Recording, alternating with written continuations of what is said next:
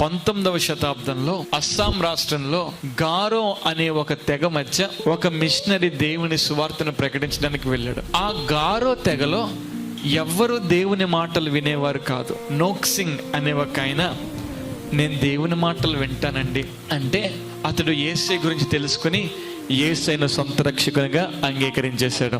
భార్య కూడా యేసయ్యను నమ్ముకుని, భార్య కూడా బాప్తిస్మం పొంది యేసయ్యను సొంత రక్షకుని కింద అంగీకరించింది. ఈ వార్త అలా ట్రైబ్ అంతా పాకేసి, అడవి నాయకుడు ఉంటాడు కదా, ఆ అడవి నాయకుడి దగ్గరికి వెళ్ళిపోయింది. అడవి నాయకుడు ఊరోళ్ళందరినీ పిలిచి అంటాడు, నోక్సింగ్, నువ్వు యేసయ్యను వదిలేస్తావా వదలవా?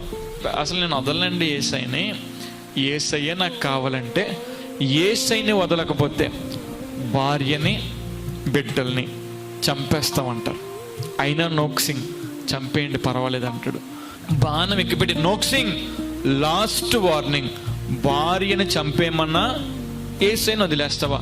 నోక్సింగ్ అంటాడు, సార్ మీరు చంపేసినా కూడా నేను యేసయ్యని. ఆ మాట పూర్తవుకున్నా కానీ బాణం వదిలేరు, గుండెల్లోకి దిగిపోయింది బాణం. 2 పిల్లల్ని నుంచోబెట్టి, నోక్సింగ్ యేసయ్యని వదిలేస్తావా, నీ 2 పిల్లల్ని చంపేయమంటావా? నా పిల్లల్ని చంపేసిన నాకు యేసయ్యే కావాలి. లేతోళ్ళేమో పిల్లలదే, 2 మీదకి 2 బాణాలు వదిలితే ఈ పక్క నుంచి దిగి బాణం వెనకాల నుంచి వచ్చేసింది. 2 పిల్లలు చచ్చిపోయారు. నోక్సింగ్ ఆఖరికి అడుగుతున్నాను, యేసయ్యని వదిలేస్తావా? అయ్యా, నా భార్యని చంపేశావు, యేసయ్యని వదిలేనా? లేదు. నా పిల్లల్ని చంపాం, యేసయ్యని వదిలేనా? లేదు. నా కళ్ళ ముందు వారి ప్రాణాలు పోతే ఒకటి, నా ప్రాణం పోతే ఒకట? నా ప్రాణం పోయినా యేసయ్యని వదలనని అంటాడు. ఆ మాట పూర్తయింది. ఒక్క బాణం వదిలేడు, నోక్సింగ్ చచ్చిపోయాడు.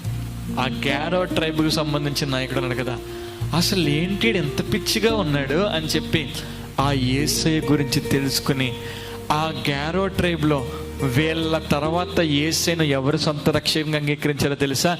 ఎవరైతే బాణం వేసి చంపేశాడో వాళ్ళందరూ యేసయ్యను సొంత రక్షకుని కింద అంగీకరించేశారు. అంటే ప్రియ దేవుని బిడ్డలారా, ఆయనకి పిరికితనం లేదండి. యేసయ్య కోసం నిలబడే ధైర్యశాలైన మనకు అలాంటి ధైర్యం ఉండాలి.